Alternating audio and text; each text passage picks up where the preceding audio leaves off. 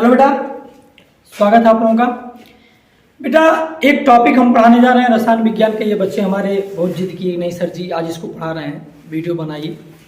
तो देखते हैं, पढ़ा रहे हैं और बातों को ध्यान ना दीजिएगा, तथ्यों को ध्यान दीजिएगा। बेटा जो टॉपिक हमें इन बच्चों को पढ़ाना वैसे खास करके ये यूपी बोर्ड इंटरमीडिएट का टॉपिक है। अब मैं ये तो कह नहीं सकता हूँ कि ये केवल यूपी बोर्ड के बच्चे पढ़ेंगे, क्योंकि अब UP board, CBSE board, ICSE board तीनों का जो सिलेबस है वो सेम हो गया, तीनों में एनसीईआरटी लागू है। और कोरोना काका के कारण जान ही रहे हो कोरोना, तो इंटरमीडिएट के सिलेबस में 30% की कटौती भी की गई। इसका जो ये टॉपिक हमारे बच्चे पढ़ने के लिए जिद कर रहे हैं वो है कोलाइडी विलयन। कोलाइडी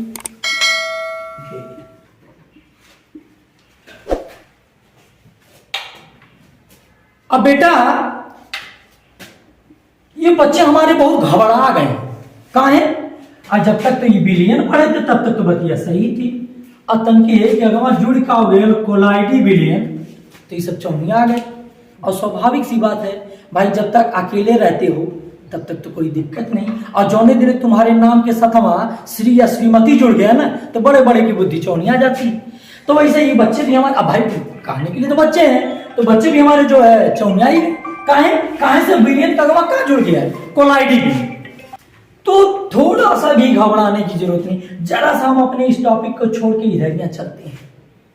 अगर खाली हम आपसे कहें विलयन का है तो आप कहेंगे दो समांगी पदार्थों का मिश्रण। दो समांगी पदार्थों का मिश्रण विलयन कहलाता है।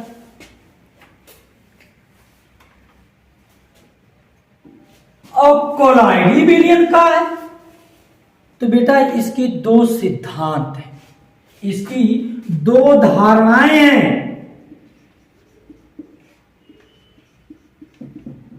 There are two concept. एक है पुरानी धारणा,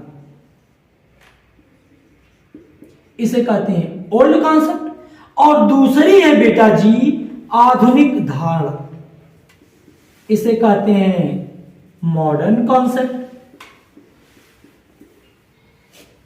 ये जो पुरानी धारणा है इसे थॉमस ग्राहम ने दिया था। एक वैज्ञानिक थे जिनका नाम था थॉमस ग्राहम। थॉमस ग्राहम ने बताया जिन पदार्थों का जलीय विलयन पार्चमेंट झिल्ली मतलब अर्ध पारगम में झिल्ली से शीघ्रता से विसर्जित हो जाए, माने पार्चमेंट झिल्लियां में भरी और कुछ से बाहर आएगी, तुरंत बाहर आएगी, उसे क्या कहते हैं क्रिस्टलाल।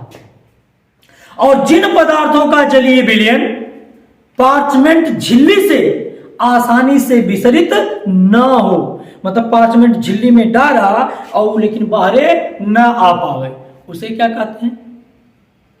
उसे कहते हैं कोलाइड। जैसे हम तुमसे कहीं एक थे चूहेदानी लेके आई और मैं एक मुट्ठी चूंटी डाल दी, कहीं बढ़ाई लगा और एक मिनट रुकी है बोल रहे सब बाहर निकल रही है, लेकिन चूहा लेके चूहा बच्चा छोटे छोटे उन्हें लेके उन्हें डाल दी तो तनकी मशक्कत के बाद अगर छत बढ़ा रही आने से उन्हें काट निकल जाएंगे। या गंगू देखा, अब हमारे सबके समझ तो बेटा जो है माटी घर होता तो पक्का एकदम है छमाचाम है, प्लास्टर वस्तर हो गया, पुट्टी पीओपी लगी। हम लोग सब बचपन में बेटा मिट्टी का घर होता था, उसमें दरारें फट जाती थी, और मिट्टी की जो घर है, मिट्टी की जो दीवार है उसे अर्धपारगम में झिल्ली मालूम, और उसमें जो दरार है तो कोनो पतील को सांप रही ना, पतील के या बगल से घुसी बगल निकल जाई, और मटका कोनो आ गया चित्ताया नाचगर आ गया तब उस ससुरा घुस पाई, घुसने की कोशिश करे कोई माना से निकल ही ना पाई। तो ऐसे जिन पदार्थों का विलयन पार्चमेंट झिल्ली में से सुर्र से बाहर निकल जाए, आसानी से बाहर निकल जाए, दैट इज कॉल्ड क्या बेटा क्रिस्टलाल। और जिन पदार्थों का विलयन कोलाइडी विलयन जिन पदार्थों का विलयन पार्चमेंट झिल्ली से आसानी से न निकल पाए उसी को हम क्या कहते हैं, कोलाइड। लेकिन ये ध्यान दीजिएगा, ये पुरानी धारणा थी। अच्छा, तो है आधुनिक धारणा, जो मॉडर्न कॉन्सेप्ट हमने बताया, MODER modern concept. Modern concept का मतलब क्या होता है बेटा, आधुनिक धारणा। ये जो आधुनिक धारणा थी ये साइज के आधार पर दी गई थी। किस आधार पर, साइज का मतलब का आकार, साइज का मतलब का आकार। अब जैसे देखो, आकार के आधार पर इंसान 3 प्रकार के होते हैं। एक तो बिल्कुल नटवा जो बेचारे की लंबाई कम है, मम्मी उन्होंने को दोस्तों है। एक बिल्कुल छोटे होते हैं और एक मीडियम साइज के, और एक होते हैं जो हम लोगों से भी सामान्य लेंथ से भी क्या होते हैं, बड़े होते हैं। तो जो नटवा होना, जो छोट होना लंबाई होने सब नाटे का, और जो मीडियम होना और एक तो जो लंबा होना के लंबू का। तो इसे आकार के आधार पर कोलाइडी विलयन को 3 भागों में बांटा गया। There are 3 category on the basis of size. आकार के आधार पर इनकी 3 श्रेणियां हैं। पहली श्रेणी है बेटा वास्तविक विलयन।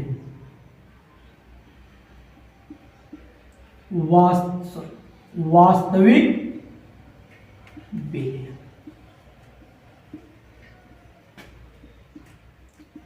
और दूसरी है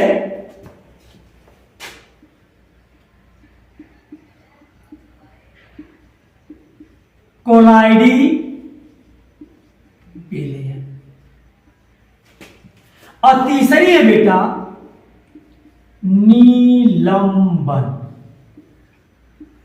वास्तविक विलयन को हम ट्रू सॉल्यूशन कहते हैं, कोलाइडी विलयन को हम कोलाइडल सॉल्यूशन कहते हैं, और निलंबन को हम सस्पेंशन कहते हैं।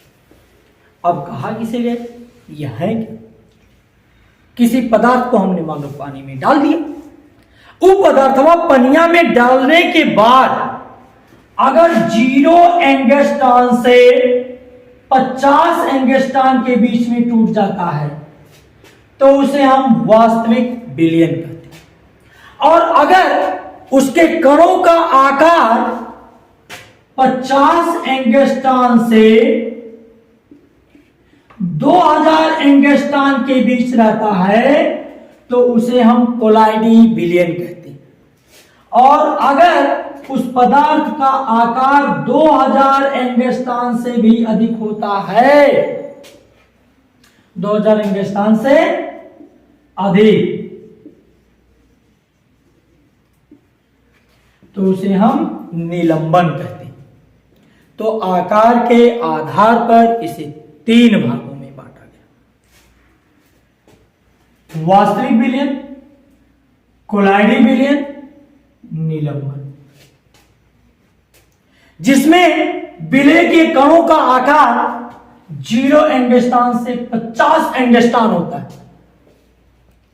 0 एंगस्ट्रॉन से 50 एंगस्ट्रॉन होता है, उसे हम वास्तविक विलयन कहते हैं। अगर कणों का आकार 50 एंगस्ट्रॉन से अधिक और 2000 एंगस्ट्रॉन से कम है तो उसे हम बेटा कोलाइडी विलयन कहते हैं।